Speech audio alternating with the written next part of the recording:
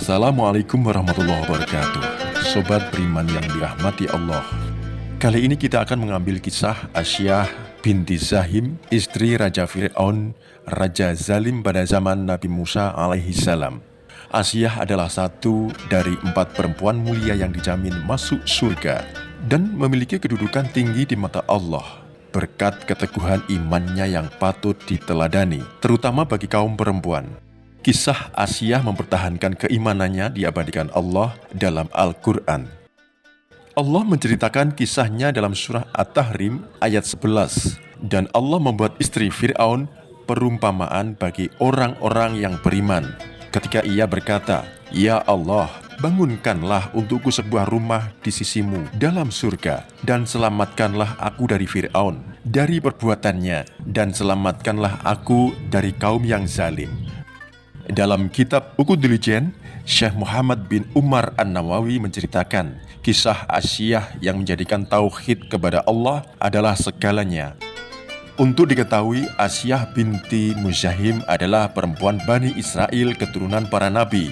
Meski suami merupakan seorang yang dikenal sangat jahat dan kejam, Asyah adalah sosok yang sangat sopan dan santun, juga penuh kemuliaan. Ia adalah seorang wanita dengan budi pekerti luhur, penyayang, dan penuh ketekunan untuk senantiasa berada di jalan yang benar. Cantik budi pekertinya. Asyah juga merupakan seorang wanita yang begitu cantik parasnya. Kecantikannya inilah yang membuat Raja Fir'aun bertekuk lutut kepadanya. Dengan begitu, menyayangi Asyah dan menuruti apa yang diinginkannya, termasuk menuruti kemauan Asyah mengangkat Musa alaihissalam sebagai putranya.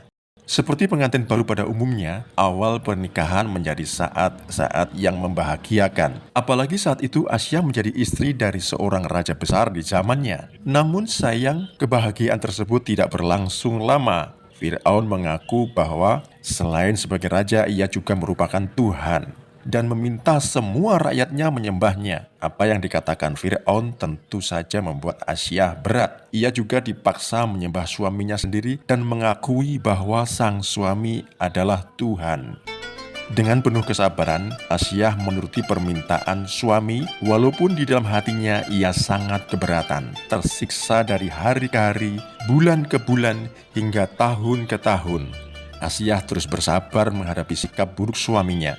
Suatu ketika ia bahkan rela berkorban nyawa menghadapi perlakuan suami ketika Nabi Musa alaihissalam mengalahkan para tukang sihir Fir'aun. Keimanan Asyah semakin mantap. Keimanannya kepada Allah sebenarnya sudah lama tertanam. Di hatinya Asyah menolak menyatakan Fir'aun suaminya sebagai Tuhan. Dalam tafsir Maroh Labid disebutkan bahwa benih-benih iman dalam hati Asyah mulai tampak ketika mengasuh Nabi Musa yang dihanyutkan di sungai. Saat itu Asyah memohon kepada suaminya untuk tidak membunuh bayi tersebut. Bahkan ia meminta untuk menjadikannya anak angkat. Asyah berkata, "Ia bisa menyenangkan hatiku dan hatimu, maka janganlah kamu membunuhnya, karena bayi ini berasal dari negeri lain, bukan Bani Israel. Semoga ia bermanfaat bagi kita." Fir'aun pun mengabulkannya. Setelah Nabi Musa tumbuh dewasa dan diangkat sebagai utusan Allah SWT, para tukang sihir Fir'aun berhasil dikalahkan. Setelah mengetahui kekalahan tukang sihir itu, keimanan Asyah semakin teguh.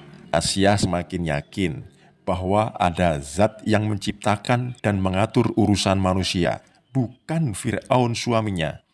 Setelah Fir'aun mengetahui Asyah tidak mau mengakui bahwa suaminya adalah Tuhan, maka kedua tangan dan kaki diikat terlentang di atas tanah yang panas. Dari Abu Hurairah radhiyallahu anhu bahwa Rasulullah SAW bersabda, "Sesungguhnya Fir'aun mengikat istri dengan besi sebanyak 4 tingkatan pada kedua tangan dan kedua kakinya. Jika ia telah meninggalkan Asyah, maka para malaikat tak cukup sampai di situ. Fir'aun kembali memerintahkan para al-Qujunya menjatuhkan sebuah batu besar ke dada Asyah. Sungguh siksa yang amat berat dan sangat tidak manusiawi. Ketika Asyah melihat batu besar itu dijatuhkan, beliau pun berdoa kepada Allah Ta'ala, "Tuhanku, bangunkanlah untukku di sisimu sebuah rumah di surga. Quran Surat At-Tahrim ayat 11. Allah Ta'ala memperlihatkan sebuah gedung di surga yang terbuat dari marmer warna mengkilap. Asia sangat bergembira. Kemudian barulah batu besar itu digantungkan pada tubuhnya. Beliau tidak merasa sakit karena jasadnya sudah tidak mempunyai nyawa. Dalam sebuah hadis yang diriwayatkan Imam Ahmad, Rasulullah SAW juga memuji Asia dan 3 perempuan mulia lainnya. Beliau bersabda, sebaik-baik wanita penghuni surga adalah Khadijah binti Khuwailid, Fatimah binti Muhammad, Asyah binti Muzahim, dan Maryam binti Imran. Tidakkah kita menjadikan Asyah sebagai teladan hidup kita? Asyah adalah seorang istri raja dengan gemerlap dunia. Segala kemewahan dapat dengan mudah dinikmati. Namun ia lebih memilih disiksa dan menderita karena keteguhan hati dan keimanannya. Ia lebih memilih kemuliaan di sisi Allah Ta'ala, bukan di sisi manusia. Demikian Sobat Beriman, kisah Asyah binti Muzahim, istri Raja Fir'aun. Semoga bermanfaat dan wassalamualaikum warahmatullahi wabarakatuh.